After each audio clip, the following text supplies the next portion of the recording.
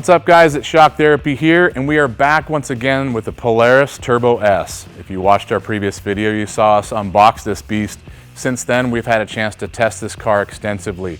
There are a lot of things that we really like about this car and a few things that we don't, but we have fixes for those small things and we'll go over all of those with you. There were many things that we really enjoyed about this car after testing. First and foremost, the power. Incredible power, instantaneous response, runs out the top, never seems to run out and flatten out like most cars do. The clutching in the car, spot on, especially with a 32-inch tire. Sometimes that can be hard to do. Polaris nailed it on that. To complement the extra horsepower that this car has, the extensively improved large parts that are all over this car are an excellent idea.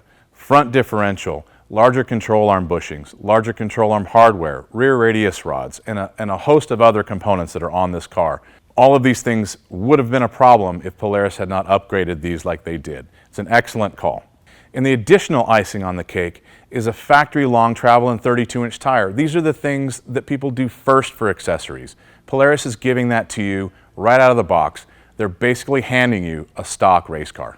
And to top this race car off with smart suspension, tunable on the fly, reactive systems that were developed by Polaris and Fox, whoever would have thought the day would come that we would see this type of a system? It's clearly going to be the future, and Polaris and Fox investing in this should go a long way to you deciding on who you should choose.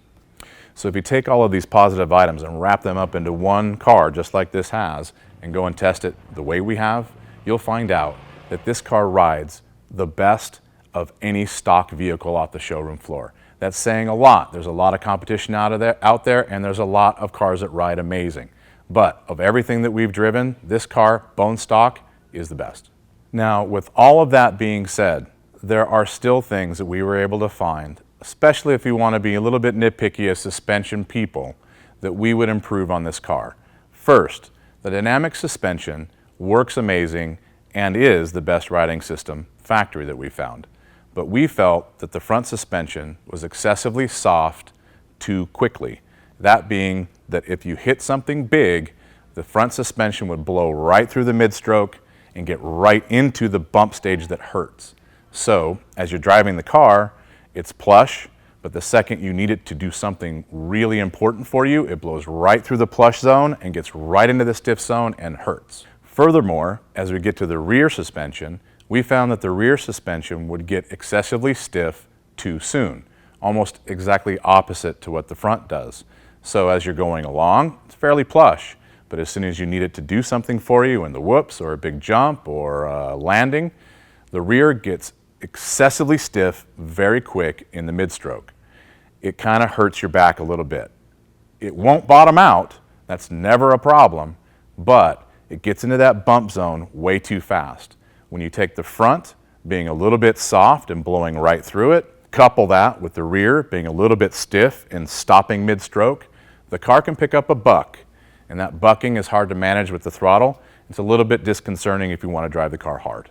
Another item that we would like to change, the sway bar system on the car. Now it has a factory front and rear sway bar, which is amazing, and it's actually tuned fairly well and balanced, but only in desert situations. If you take the car to trail, the sway bar system is a little bit stiff, and since it's not adjustable, you have to deal with that. You go to the desert, it's good. You go to the dunes, it's not stiff enough. Again, we just want to have this system adjustable, our only complaint with the bars. One way to look at it is if you have suspension that's adjustable for every different type of terrain, why wouldn't the sway bars be adjustable for every different type of terrain? Now, with all of the good things that we love about this car and some of the bad things that we could easily change about this car, if you were going to force me to pick one item on anything on this car that I would want to change, it would be very small and very nitpicky, but Polaris, if you're listening, I have a pet peeve with ball joints. I know they're inexpensive. I know they're easy to do for production reasons, and I know that most people don't have a problem with a ball joint. But the second that you throw accessories on the car, the second that you run it hard, the second that you even try to go pre-running or race the car, the ball joint is the weakest spot. Everybody makes larger ball joints, harder ball joints, overall stronger ball joints just to upgrade the system, and they're still weak and tend to be the failure point. If I was to change everything, I would love to see those go away and in the front suspension, replace them with a uniball or some sort of rod end that's double sheared. Problem solved. Please listen. That's my only gripe. So now that all of our likes and dislikes are thrown on the table, let me tell you a little bit about our solutions for these. Spring kit. Our dual rate spring kit is designed to try and eliminate some of the front end softness blowing through the stroke and getting into the hard point. With spring, we can manage that mid-stroke and give it a little bit more resistance. In actuality, it makes the car a little bit more plush because it doesn't blow right into the bump stage that hurts.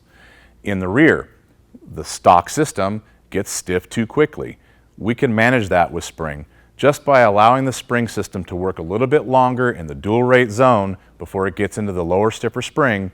We can actually take about half of the negative away from the rear and stop most of the bucking in the car. Next, we'll be offering our internal modifications to the shock, which we call an RIS kit. That stands for Ride Improvement System. Some of the internal modifications that we do on the shock: internal valving, piston, oil viscosity, and absolutely changing the internal bypass tube. A big reason to the negatives that we felt the front and rear suspension had have to do with positioning of internal bypass ports.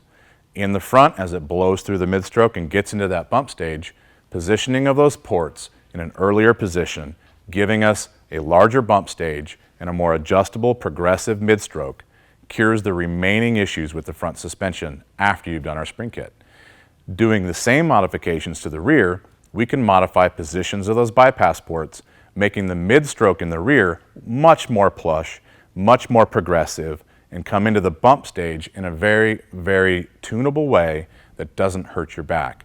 Both of these combined eliminates all bucking and makes the car extremely plush and still not bottom out in the biggest hits.